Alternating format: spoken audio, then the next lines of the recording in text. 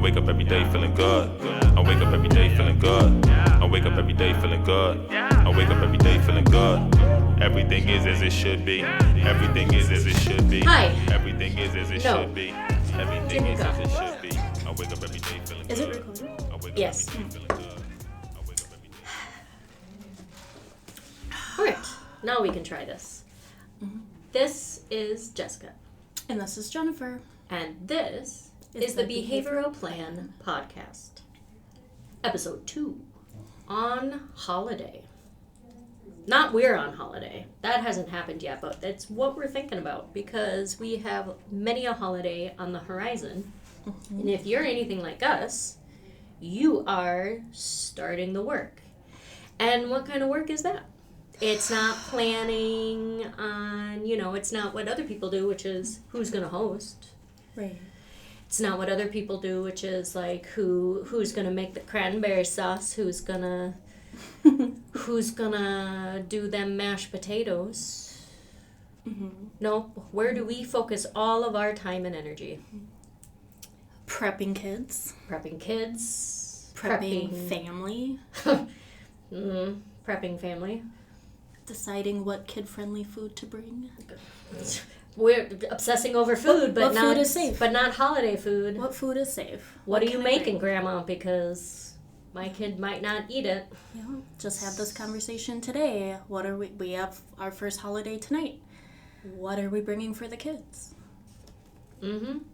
And then how are we going to break it to everyone? Because why is it that when you bring a little Tupperware container of mac and cheese or spaghetti or whatever the safe food is for your child, a little chicken nug, why is it that when you bring that over to your family, it's not even like some rando person throwing some like get together and they're like, I spent all this time and money on food. How come you're bringing your own food? Like, this is your family. This ain't your first time showing up. No. These are people that are supposed to have your back, be your biggest advocates, support you, love you no matter what. And why is it when you bring that little Tupperware of food that they're like, But I did all of this. well, it's just that, right? And, it's sometimes it's not even the blatant things that are said. It's those passive things. Because, we reside in Minnesota. And so, like, we live in that passive space. It's that look. It's the, oh, but wouldn't you want a roll and a little bit of turkey and a little bit of mashed potato and yum, I have this Snicker salad. Wouldn't you like that? Like if you just like made the plate and put it in front of, they'll eat. If they're hungry enough, they'll eat. Favorite thing to be said. They're hungry enough, they will eat. Bet. Bet. Let me show you how long of a hunger strike my children can go on.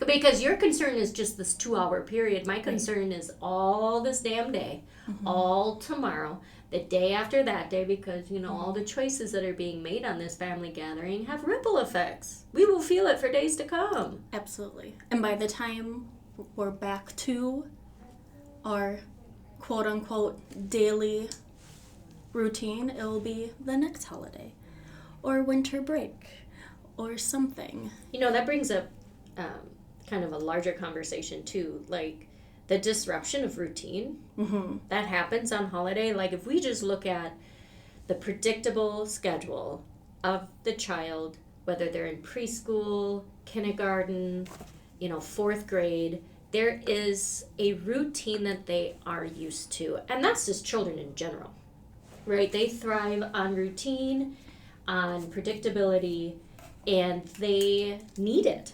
They need it to feel order and comfort. They need it to be able to, in an ever-changing day, because they're developing and growing all the time. And having consistency like that, it's safety, it's security. And, when winter break comes, for the typical child, that is crazy. You're not waking up the same way. The expectations shift and change. You can wear your pajamas until noon if you want.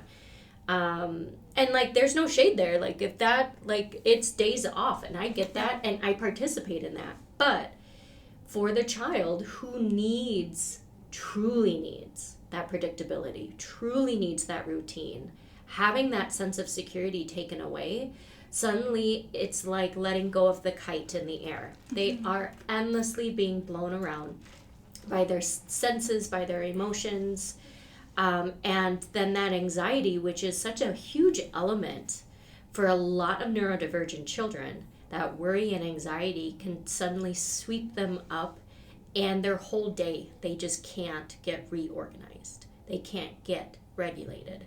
So, you know, this disruption of routine, and we prepare for it every holiday season. Mm-hmm. I think taking that extra time to be like, yes, these are home days, you know, and like maybe some of those days someone else is caring for your child, and because you can't take 2 weeks off of work. No. But as much as you can make it predictable for them, you know, and then like type it up as much as you can, like a visual schedule or something that your child can reference, being like, on this day you see these cousins, these family members, we're going to this house, this is the food that's going to be there, but this is the food we're going to bring for you. All that's doing is creating comfort and security for them. Right. So then when other elements come into play, like loud noises, you throw a bunch of people together in the same room with or without alcohol, and it's going to be loud. And your sensory kid is going to respond to that, whether it's to retreat or to explode behaviorally, right? Because my children, when there's a lot of noise, tend to amp up more, tend to become more dysregulated, and that's when they start parkouring around the house. And then that's where, like, a or, you know, an aunt or an uncle's like, whoa, why is your children running around the house? Well, because it's loud in here. Right. Or because everyone chose a different body spray and I perfume was just to gonna wear. bring up smells. Yes. And there's food, there's garlic and butter and all of these scents that aren't typical daily scents that they are exposed to or accustomed to. And then you have all these different soaps and perfumes and sensory overwhelm in that regard. Then it's loud and noisy. And then you have suddenly and it's normally an older family member, right? That's suddenly in your child's face, demanding to be touched, demanding to answer the same 5 questions. Let me tell you, as a grown-up, if I have to answer the same 5 questions more than once in a 24-hour period, I become irritated. Now, I imagine then my child, who's like, I haven't seen you for months now, because, you know, these are probably also family members that don't spend a whole lot of time in your weekly lives. Right. Suddenly are like, how's school? Answer my question. How are you doing? How do you like this? Answer my question. And answer my question to fulfill my expectations of what I want versus keeping the child in mind. And that is not, that's not unique for neurodivergent children. No. That's, I think, a demand that's placed on all children. On everybody. Yep. I suppose this branches out a little bit. Very common conversation I feel like that comes up between us on the topic of family and friends.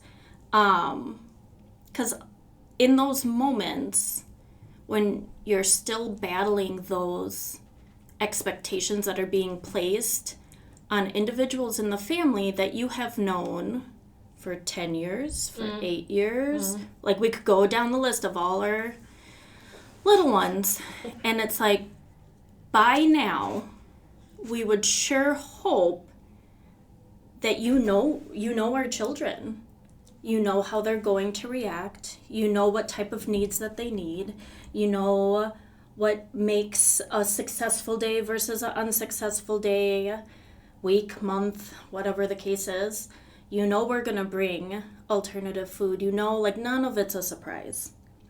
But people still act like it's shocking that, you know, my 1-year-old, for example, vocal stems, and the amount of times the same people tell me, oh, she needs an inside voice.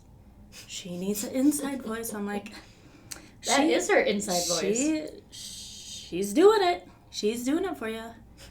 Right now. This isn't outside voice. This is inside. And we're going to jam out to it because you gotta lean in sometimes. You really do. And it's really hard during the holidays because you do want it to be an enjoyable gathering. You do want to have these memories and create these moments and try to harvest your own traditions with your family while still being stuck in this outdated expectation of what the holidays may have looked for your family decades ago. I think that our children, neurodivergent children, deserve happy, joyful, warm, like all of those like words that you associate with the holidays, right? Gathering, laughter, warmth, togetherness, comfort, safety, security. Yes. They deserve that just as much as any child does, just as any one of us wants. But I think what ends up happening, and this is true for me, and it may be true for you, what ends up happening is I have an idea of what I want.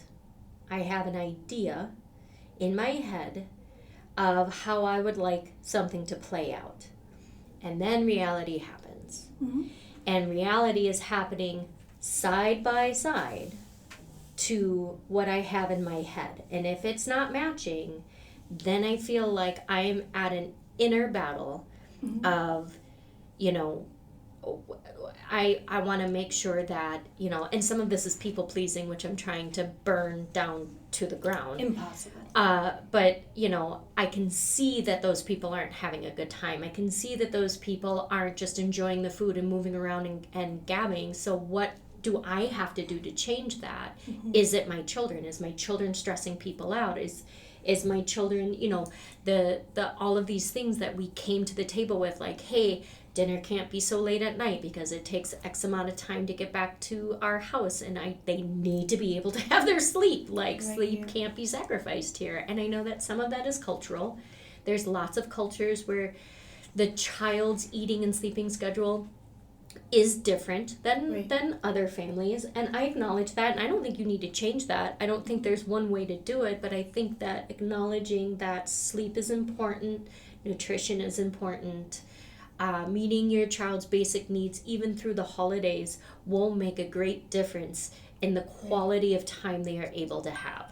And if you can prioritize that, if you can communicate to your family and say, hey, okay, in order for us to have dinner at that time on this day with the things that we would like to do the next day, then this is what we do on our end. This is what we need to be able to do to accommodate. And it's looking at building your own family traditions. That might look like, like my kids need certain sensory diets. Maybe that looks like, okay, every year we make sure that we have a solid outdoor time built into our traditions. Like we go and we walk around to look at the Christmas lights in the neighborhood, or we go sledding if there's snow. We make sure that if there's going to be a stretch of time where the expectation is to be calm inside the building, that we build in time beforehand where we're not doing that. Mm-hmm. And I think, it's a little easier now because my children don't nap anymore. But when we needed that afternoon nap... Well, and you touched base a little bit on this earlier, the first time you brought up expectations, but that pressure of being happy, the pressure of, as people who are people pleasers, like whether you're hosting the event or not, like, okay, I see the side eye, I see, someone's body tense up as my kid wails their body across this random person. Mm-hmm. The pressure of being festive and putting a smile on your face, like, I would put that hand in hand with the expectation piece and just ditch the guilt. Ditch it, put it aside, because at the end of the day, you're going to be so consumed with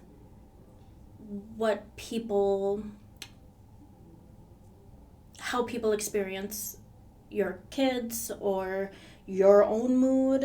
I've gotten that enough times where it's like, well, I don't need my mood to ruin the situation either, just because I'm fixated on the fact that my children are doing who knows what. But it's hard. I still struggle with it every single time we get together with people. The pressure and seeing these reactions to what someone might perceive as misbehavior, right? It's especially someone that's hyper aware and really sensitive to like, why are you looking at my kid like that? Mm-hmm. What's going on in your head? But like to me personally, like I need a break from it just as much as my kids need a break from some of these things, right? Yeah. Because as you learn to help support your children, there's this whole transformation on learning how to support yourself in these moments too. And like, to go back to the pressure and the expectations and everything, if my child, my 8-year-old, one of my favorite things that just stuck with me in the beginning of learning who he is he would literally walk. I remember one time just opened the door, walked into a family gathering and just went, no, and walked away. And I just went, deal, I'm going with him. We're going to go sit somewhere that's quiet. He's clearly not ready to enter the space. And all I could think about that whole time I sat with him in a quiet, comfortable, solo setting, just the two of us, was how many times have I felt that walking into a situation? Mm-hmm. How many times, because socializing is just not my strong suit, never has been. I'm a chameleon. I like to blend in. I like to just kind of adapt to my surroundings. And I was slightly jealous.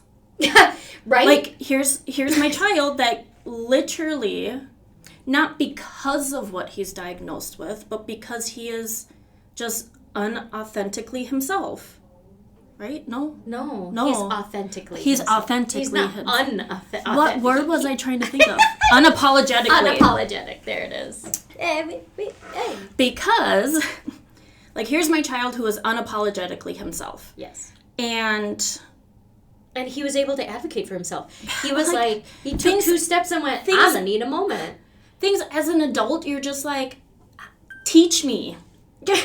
Teach me. Look, if you're not learning from your children equally, right? Mm-hmm. If this is not a two-way street where your children are teaching you, and I mean teaching you, not reparenting you, because reparenting is really a thing that happens when you become one, and like, you know, bless you 1,000 times if you don't need to reparent yourself, but most of us do, and it's and that's not what I mean here. What I mean here is you are learning from your child.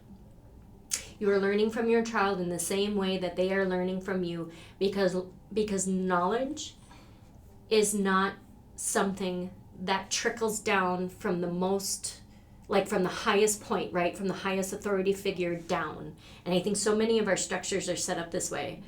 It is an exchange. It is a guidance. It is a two-way street, or even a multi-layered, rhizome, right? Like a root system. Knowledge is passed equally around. And sometimes a child, in the most simplest of moments, like your child in that moment recognized, before I step into that space, I need to collect myself. Yep. And that is wise. That is self-aware. Yes. He felt safe and comfortable to be able to voice that. He knew that you would automatically meet his need, which means that he felt comfort that the person that he was stating that to would follow him into another space and take a moment. And then you, as the adult who like maybe never had that experience, or even are trying to learn how to do that for yourself at an older age, say, it's not even like, because I can tell you, hey, if a space is overwhelming, go take a moment. And you'll be like, yeah, that makes sense. But there's something different when you actually do it. When you are being guided to make a choice and you are living that knowledge, like that thing that you just learned, you were experiencing it and you are living it in the moment. And so being present and parallel learning with your child in that moment, just beautiful. Yeah. Truly. And I think that you let go of your ego, you let go of this idea that because you are older that you know more. And I think that this plays into this larger conversation that you walk into these family spaces and maybe you got a family member or two that has been ride or die with you, right? Right. And they have been doing the work, right? Oh, something's going on with my grandchild, with my cousin, with my niece or nephew, with this family member of mine. I'm going to do the work to learn more. Right. I'm going to do the work to understand, to shift my point of view, to be here with this child, with this other family member of mine. I'm going to grow and change as well. And I gotta say, because I'm kind of close to crying, it's not common. No. It's not common to have your family rally behind you and your child, and that is devastating. And I think what makes the holidays so hard is that sometimes you walk into a whole room of family, and I'm doing air quotes here, and they still don't understand your child. No. They don't understand autism. They don't understand ADHD. They don't understand Down syndrome. They don't understand dyslexia. They don't understand what your child is walking in with, even if it's anxiety, depression, trauma. They don't understand, and they haven't taken an ounce of time to better understand so they could better love them. Right. And that hurts. That hurts, and that cuts deeper than any battle you do as a parent of a neurodivergent child. And this is where you make your own family. Yes. This is where the relationships that you build, the community that you build as you live your life and raise your children will outweigh far more than any blood relations you have. It's the family that you make, and I think we understand that the holidays sometimes breaks your family apart. Yeah.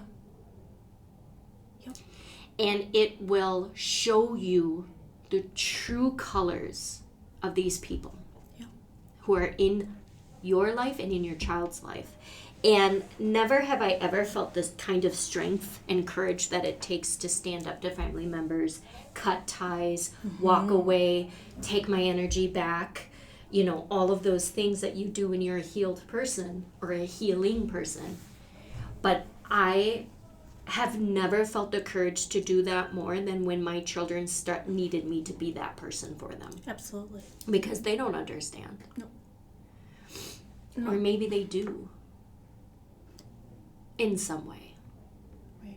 Because they can feel the difference between a family member who has done the work, who has built a relationship, who shows up and does all of that work. They see the difference between that and then someone that they see on holidays and birthdays, and that's about it. Nope. Yeah, I mean, No. but this leads into... I know. It's so hard to even think of words sometimes, because it's like I'm very quick to cut people out of my life. I've just always been that way. But to Jessica's point on acceptance and leaning into whether it's your grandchild, niece or nephew, whatever the case may be, I get asked on a regular basis, what do you need from us? Can we help you? Can this, can that? And all I ever say is time. Because I agree with, you need to put in your work, you need to educate yourself, you need to do all of these things to better understand our kids, but the only way you can truly understand our children is spending time with them. And the first time I met my significant other, said a very similar thing. I said, do yourself a favor and do my son a favor. Don't go to the internet and type in autism. Don't go to the internet and type in whatever. Get to know him first.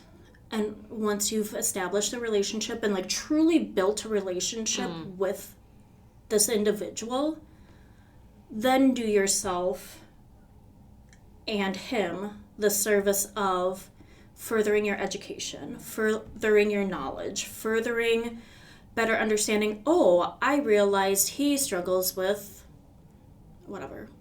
I can't auditory issues. Like he struggles with auditory issues. So what does that mean? Right. Then look into it, because there's not as much as people like to think. There's just like, but these are the stereotypical things that I assume, or oh my God! On another episode of this podcast, my favorite thing ever is someone asked me, they're like, now I'm gonna ask you a follow-up question to this, but of the stereotypical behaviors or traits of autism, does your child display any of those? Before we even go into like the wide range of everything else he or she could be doing. Let's start there, because of course a lot of paperwork and evals are still outdated, but that's a whole different story as well. But like it truly is like, it makes me think about that. Like, yes, it can be frustrating to not have a support system, go into the holidays feeling isolated because you're there but you're really not present. Your kids are there and you're like, well, we're here, and sometimes it might feel you're here out of obligation.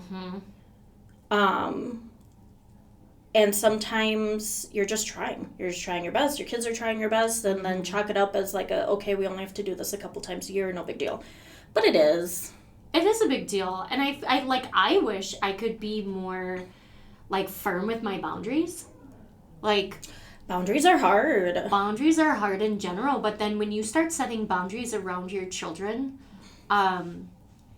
it can be both, right? It can be easy because you're like, well, this isn't for me, this is for my child, which I think in a lot of ways is easier to set. Yeah. Maybe a little tricky to follow through. I think culture plays a big role in this. I think pre-existing family dynamics plays a big role in this. But, you know, when you're walking into the holidays, if you haven't established healthy boundaries with your family by saying like, hey, if grandpa starts running his mouth about some bullshit that is harmful towards my family or towards my children, I'm the fuck out. Or if I'm hosting, that man's the fuck out. You could walk the fuck right out that door and not come back.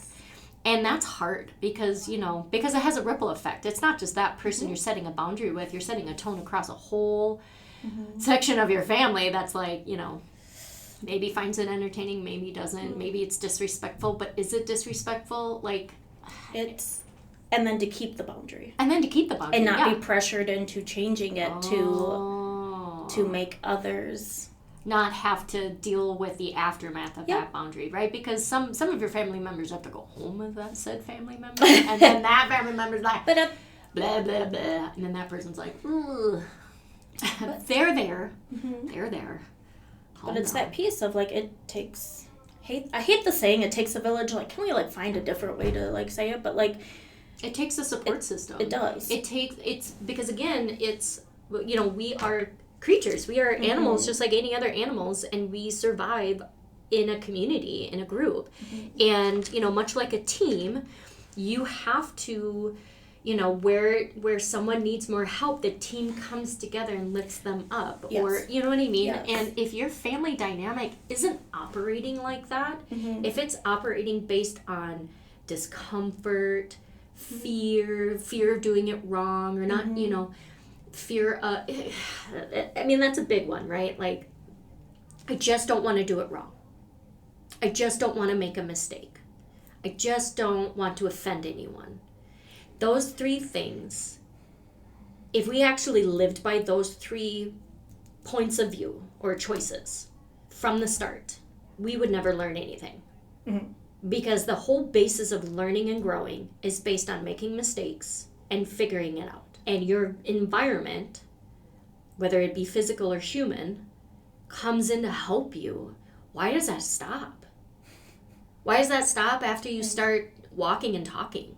Right. You need that just as much after that. You need that just as much as you're becoming an emerging adult. You need that just as much now. At me in my 40s, I need that. Mm-hmm. I make a mistake, I need my community, which I would assume would involve my family, to come in and be like, hey, whoa. But what's interesting though is like taking a look at just like, we always do bullet points here just to make sure our rants kind of come back together, guys. But it's, as I'm looking at these bullet points, I'm going, all of these things is what we do to adapt to our child's needs, right? Mm-hmm. Know our child's limits, Mm-hmm. Plan for sensory disruptions, right? Because let me tell you, when you put all 5 of our children, 6 if we've got the bonus one, 6 when the bonus one joins us, 7 when the future one joins us, in a room, this kid is going to set off this kid, it's going to disrupt this kid, this kid's now dysregulated. It's a whole domino effect.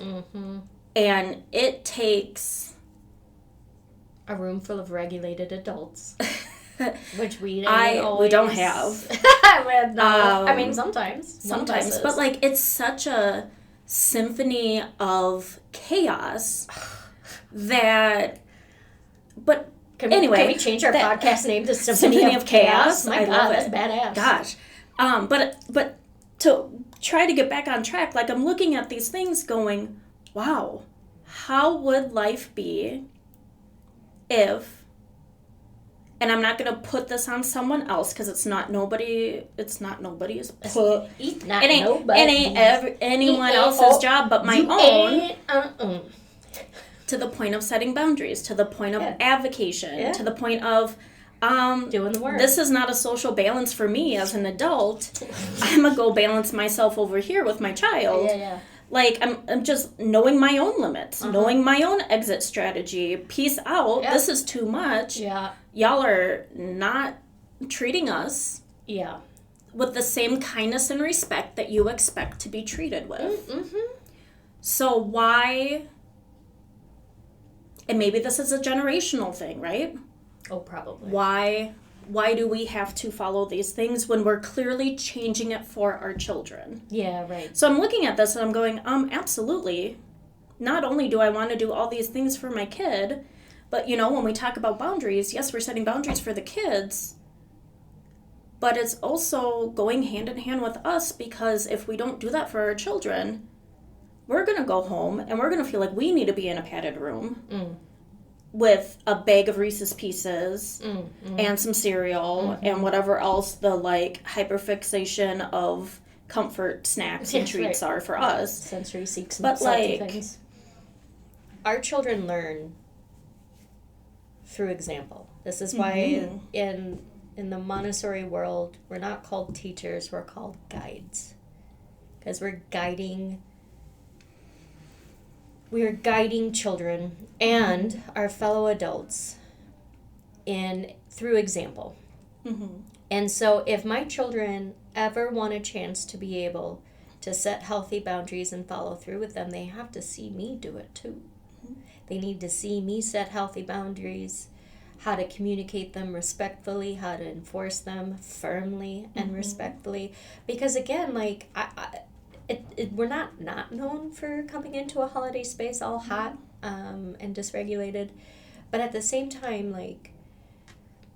you can set boundaries, set expectations, be clear with what your children can and cannot handle with your family for these gatherings. It is possible to do that in a way that is loving, firm, and kind. And oftentimes when we stray away from that, it's because we are dealing with our own history with that person. Yeah.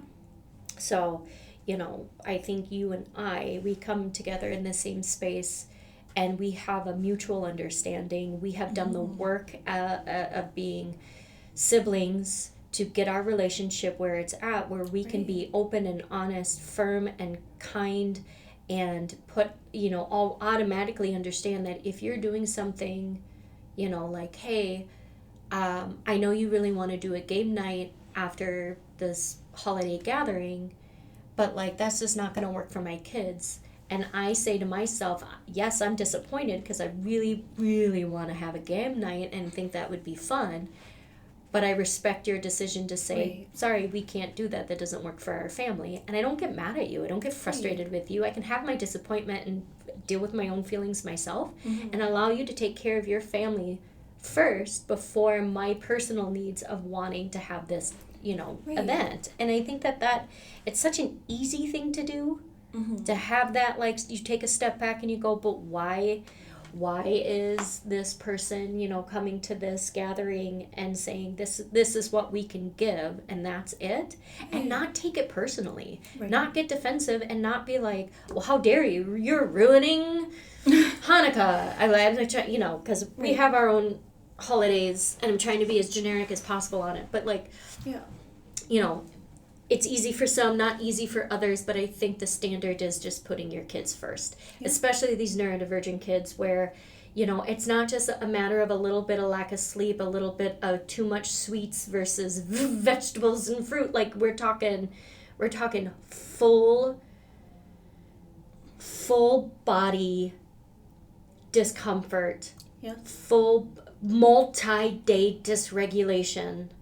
And then the potential that they will never, ever, ever want to enter that situation again. And they will do everything in their power to say, a family gathering at that person's house is not someplace I feel safe, and I will put my foot down and not ever make it easy to get back into that space again, which in many ways I think is a lovely personality trait. I wish I could. My 8-year-old straight up leaving something was like, that was fine, I won't go back next year. And I just went, okay, we'll switch who hosts and we'll see how we can adapt, because they are people that we do enjoy being around. Yeah, right. That was fun, but nope, not again. Not again.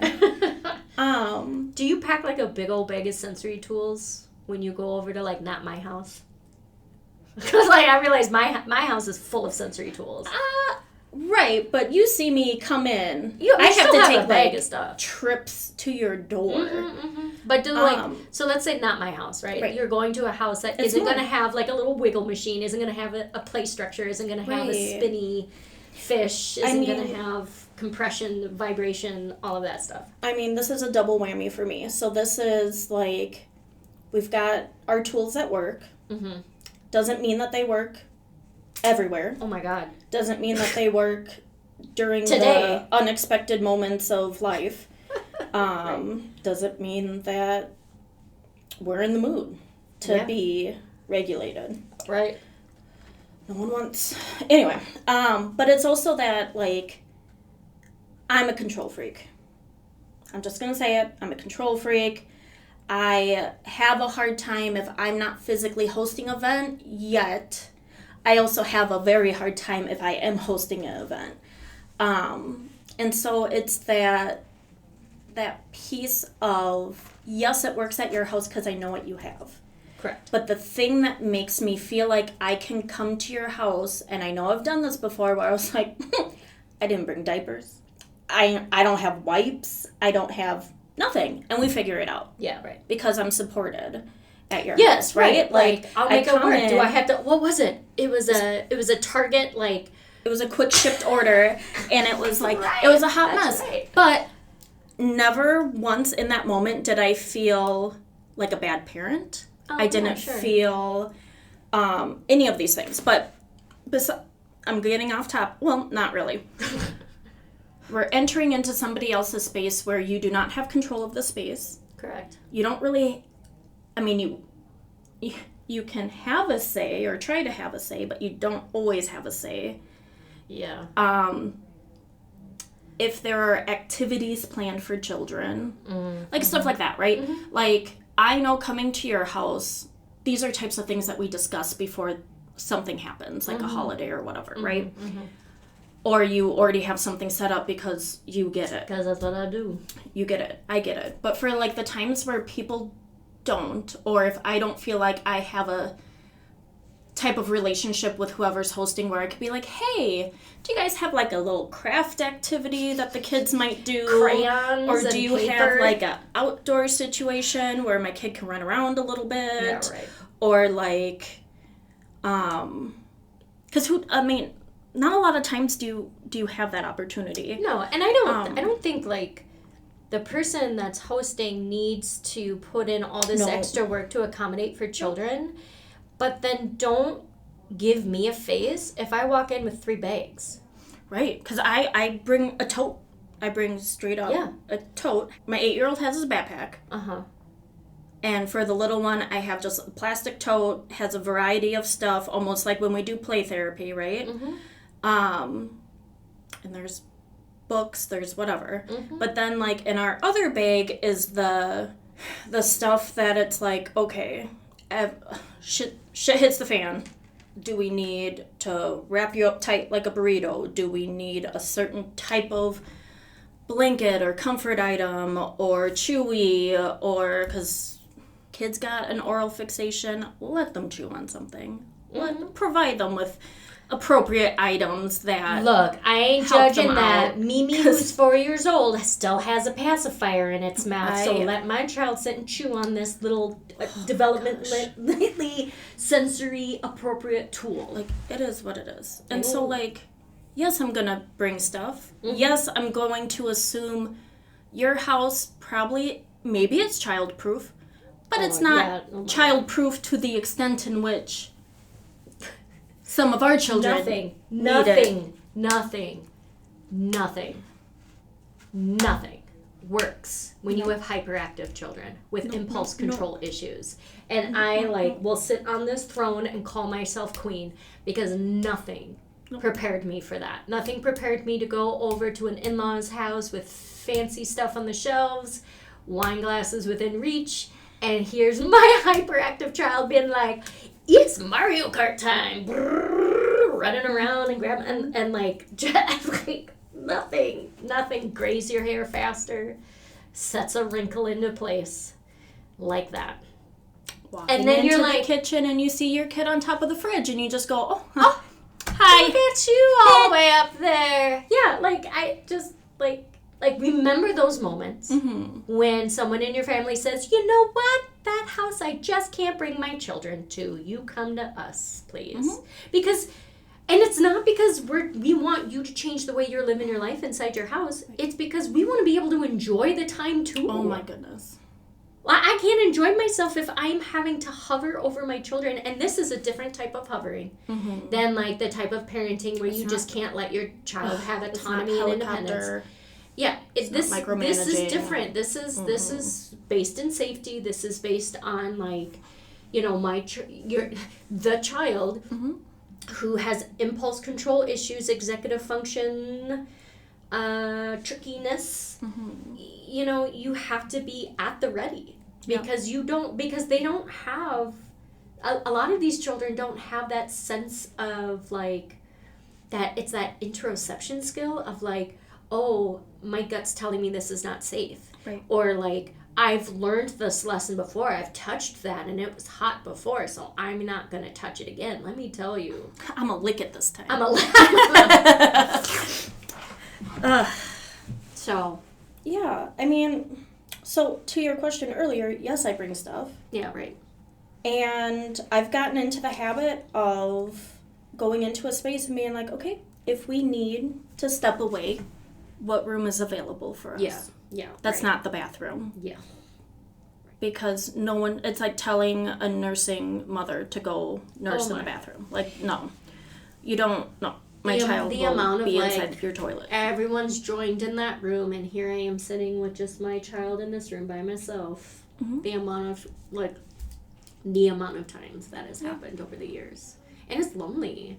And like, just all it takes is one. Weird. It's weird too. Like, and all it does is take one person to be like, "Hey, I noticed that Jessica's in another room with her child. I'm just gonna go check in on them, make sure everything's okay. Right. Do you need anything? Maybe she wants to eat. Maybe she wants to sit and eat. Look, Maybe she needs a glass of wine while she's in here's there. some advice. If you're listening to this and Yes. you are not a parent or caregiver of a neurodivergent child, here is my advice to you. Mhm.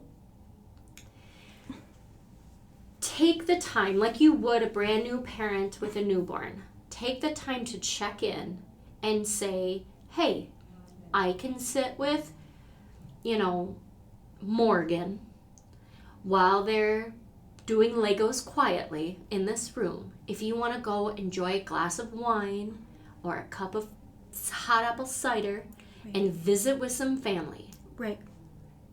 Have a meal, sit down, start to finish, eat something where you don't have to hawk something in your mouth quick and then go take off because your child only sits long enough to, Right.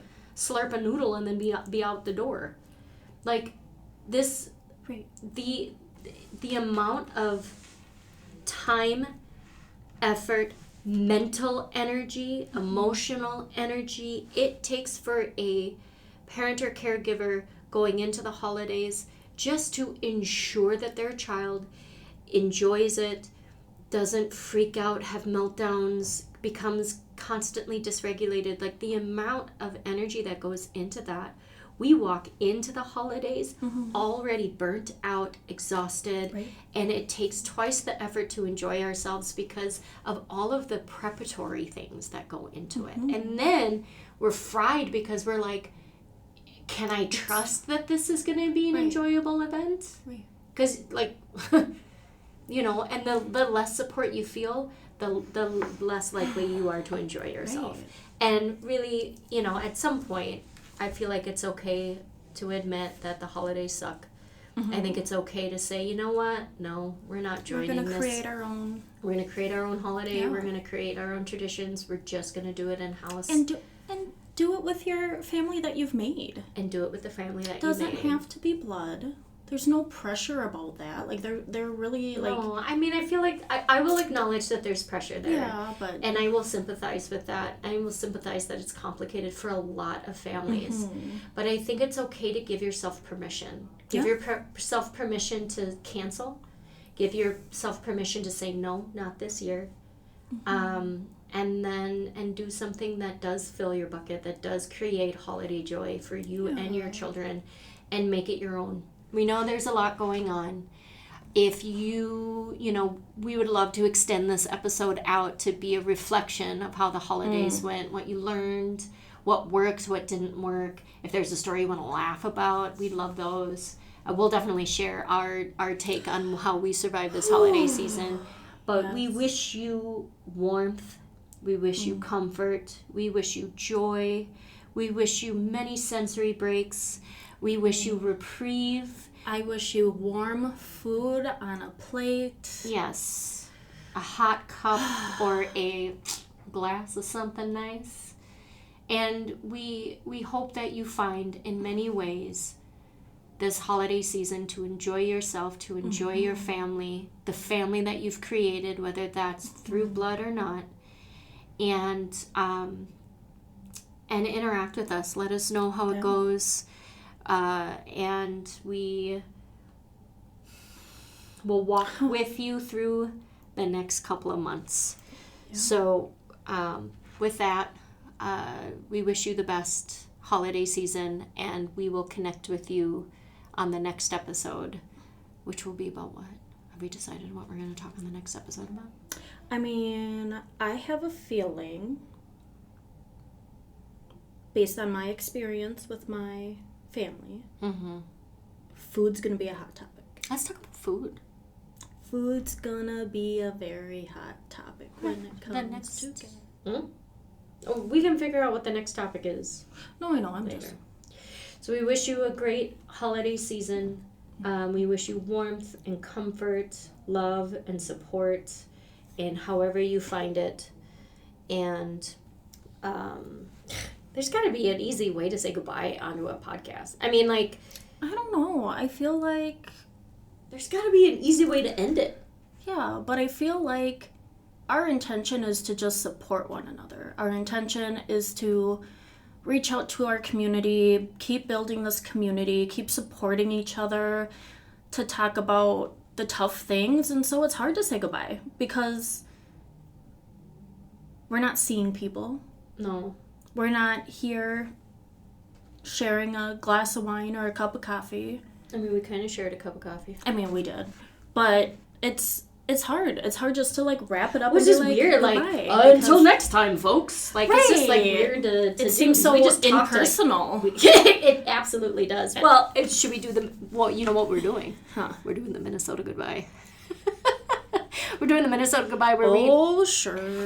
where we start up another conversation while we're also trying to say this is over. This podcast is over now. Right. We are ending it. I'm going to stop recording. So this is Jennifer. And Jessica. And this was On Holiday from the Behavioral Plan Podcast. Why do you pause so much on that? Because sometimes I try to Do say you want- podcast and then plan, and it makes no sense. I So keep trying you're to flip-flop like it. pausing to like, what am I saying? Remind next? myself that we say plan before podcast. Because it's awkward. Because I feel like you're pausing for me to join you. Like, say it with me now. Like, Say it with me. like, you know, like, and here we are trying to time out our talking together. Like, Oh. that's what I think you're trying to do. And I'm like, do I do it? It's going to be weird now because it's so drawn out. All right, well, this is Jennifer. And this is Jessica. And This was the Behavioral Plan, Plan Podcast. Feeling good. Feeling great. I wake up every day feeling good. I wake up every day feeling good. I wake up every day feeling good. I wake up every day feeling good. Everything is as it should be. Everything is as it should be. Everything is as it should be. Everything is as it should be. I wake up every day feeling good. I wake up every day feeling good. I wake up every